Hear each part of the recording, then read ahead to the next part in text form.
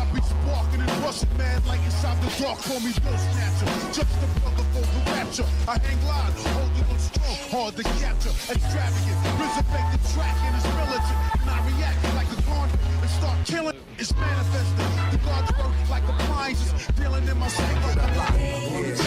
What's going on, guys? It's your boy Naruto Explain here, bringing you guys another discussion for Boruto Naruto Next Generations, the manga, and for anime only fans. Before you leave this video, use that Rasengan to smash the like button on the way out of here. Now, with that being said, if you're still here, I'm assuming you're all caught up with the Boruto manga and you don't care about spoilers. So for this one, we've got a major, and I mean major, discussion needs to be had right now, which is how the death of Boruto is going to affect this alliance of Ada and Code. Now, for a bit of a reminder, Ada and Code's alliance was set up on the condition that in exchange for Ada getting Kawaki, the person who she believes that she can fall in love with, Ada would in turn help Code capture Boruto and feed him to the Ten Tails, and the two of them will work together to get Amado, but for different reasons. Code wants his limiters removed by Amado, who, as a reminder, is the only person who can take off those restrictions that have been placed on Code's power.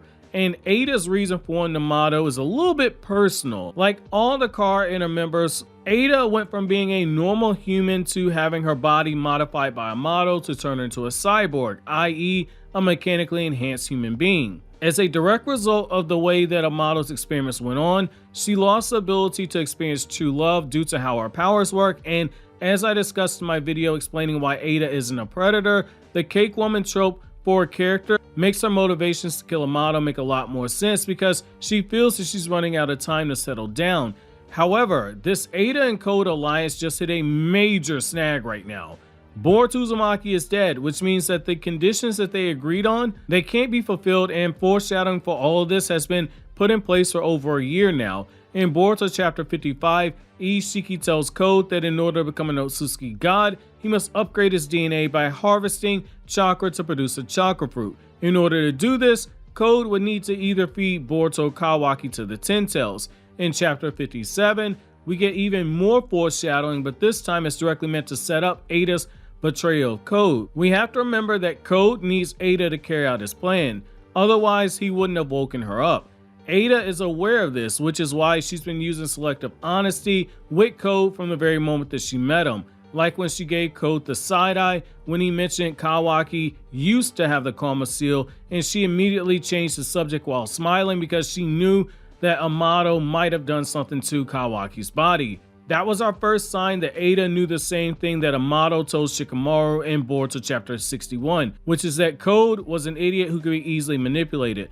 In the past few chapters, we've seen Ada get more visibly annoyed with Code for ignoring her orders, but she puts up with it because Code is a means to an end. He's not a pawn on a shogi board like a character like Bug, but instead he's a more important piece.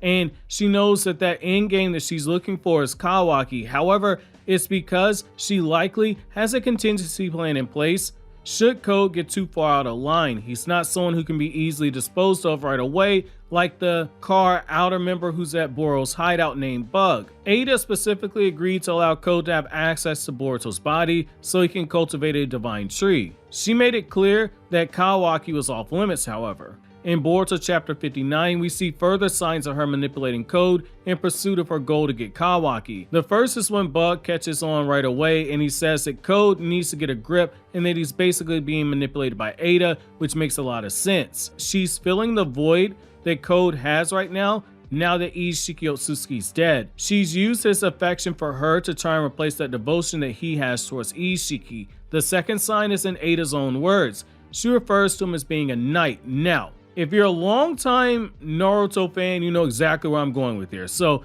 Ada referred to other people as knights before. However, when we consider her manipulative manner, how measured and calculated she is, and how she's clearly been playing a bigger game with the character of Code, evident by her keeping her weaknesses of her power a secret from Code, as well as implying that she has other abilities, it makes sense and explains why she's so pissed off at her younger brother Damon for almost revealing the truth.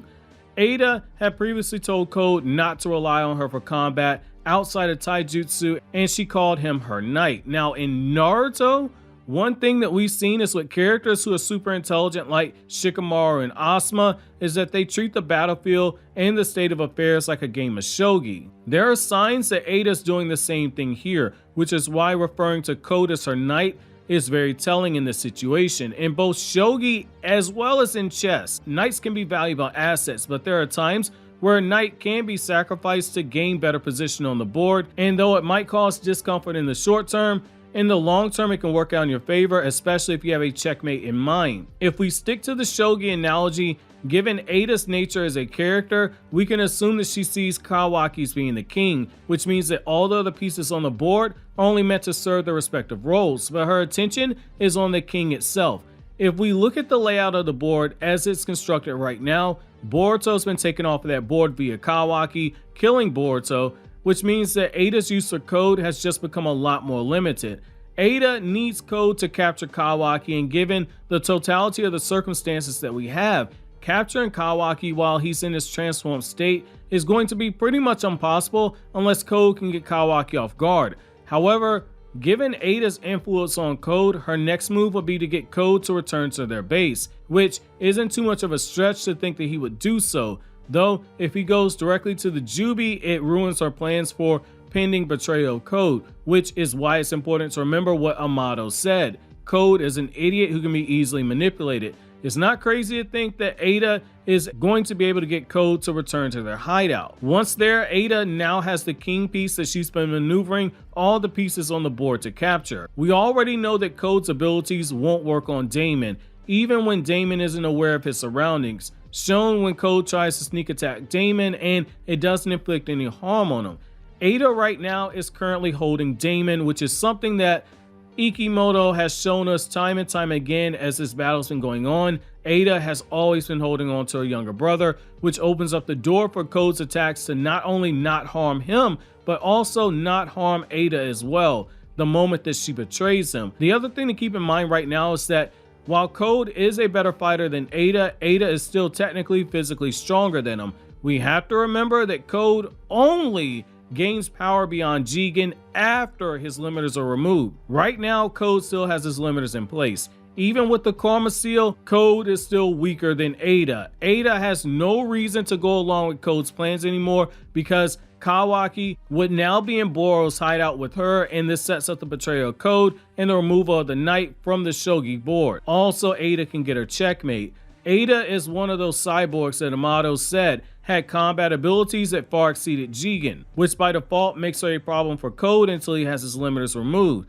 Ada has now had time to study the movements of Code in battle as he fought against Boruto, Kawaki, and Borishiki, and due to holding Damon, his reflection jutsu should extend to her as well. However, it won't even come to a full-scale fight. One theme that we've seen constantly in the Naruto franchise is that characters, when they're off guard, they can be handed out massive amounts of damage and potentially lethal damage depending on the situation. A perfect example being when Zetsu betrayed Madara. Zetsu suddenly didn't just awaken a new power that put him above Jubi Madara, who had 2 Rinnegan, the God Tree Absorb, and a Rinne Sharingan. He just waited for the right moment to attack Madara from behind. Code's infatuation with Ada has already been shown to have him under her influence, which means that his guard will be lowered in this situation. That is a very small window that someone like Ada, who is stronger than this current version of Code, and who by her own admittance is only good at taijutsu, this would be her one and only chance to take down Code and remove him off of the board. Now you might ask, why would this happen? And it's actually quite simple. She can't force Kawaki to love her like she can everybody else. However, killing Code in front of Kawaki serves as an opportunity to build a rapport with Kawaki himself. Kawaki knows that Code wants to feed him to the Ten Tails. He knows that Boruto right now is dead at his own hands, which means that he is the only option to feed to a Ten Tails to produce a chakra fruit because, as Amado said in chapter 51, you need to feed a living Otsutsuki to the Ten Tails. Boruto's dead. He no longer fits that criteria. Boruto's body is over 80% Otsutsuki, and with Boruto being dead, he's the only one who can be fed to the Jubi, which is something Kawaki would know. By killing Code, Ada basically saves Kawaki's life. Now, Kawaki isn't the type to immediately trust somebody, and a look at how long it took him to trust Naruto is proof of that, especially when you look at the anime scenes that deal with Naruto and Kawaki. However, just as Kawaki never knew parental love that Naruto showed him, and it drove him crazy with madness. Kawaki's never known the love that comes from being in love with a woman. The history of mankind is littered with stories of how the love of a woman has launched entire fleets across the seas. For Kawaki, having that personalized affection that Ada can provide him should have a similar effect that Naruto had on him, if not worse, given the circumstances. Ada's Senrigan allows her to see all things that can happen in the past up to that moment of her birth, and given Kawaki's younger than her, she should be able to use her powers to see Kawaki's darkest moments, like we see him in the flashback in Boruto episode 217, where he recalls Amado as a surgeon experimenting on his body, pumping him full of ninja tech that's inside of his body. Ada would be able to see the various beatings that Jigen dished out to him. Ada can do the one thing that Naruto can't do, which is directly relate to Kawaki's situation of being abused by the Kara organization, including share how she was being set up to be killed by Kara. They both have reasons to dislike Amado, and Ada can use that common ground to sink her claws into Kawaki. However, in order to do this, she's got to sacrifice Code in order to get her hands on Kawaki. The only thing withstanding is, with Code out of the picture, what does this mean for Amado, Kawaki, and Ada? We don't know Amado or Ada's true motives, and we don't know the cause of the split for Kawaki and Konoha. However, refocusing his madness that's directed towards Naruto and putting that energy into Ada could be a way to do so. However, as you guys know, I've been saying this for a while, it feels like Code is being set up to be betrayed, that while the fodder of Code getting his limiters removed is great water cooler talk, it doesn't fit narratively. The reason being is that we already have two cyborgs who have combat abilities to go beyond Jigen. There's no need for a third cyborg that fits this criteria, and the fact that Kishimoto's kept the true motivations of Amado and Ada hidden while making it a point to stress that Code is an idiot are telling signs. He wouldn't be the first antagonist in a shonen series that gets prevented from his final state of power, and a common method of writing in the Naruto franchise is to have the mistakes of the prior arc snowball into bigger issues in the next one, which is where revealing the motives of Ada or Amado could come into play, especially after Boruto gets revived and the Shogi board changes all again. However, I want to know from you guys, what are you guys' thoughts about this? Let me know down in the comment section below. As always, guys, like anything I had to say, don't forget to comment, rate, subscribe, and share. Thank you so much for watching to the end. Have an awesome day, guys.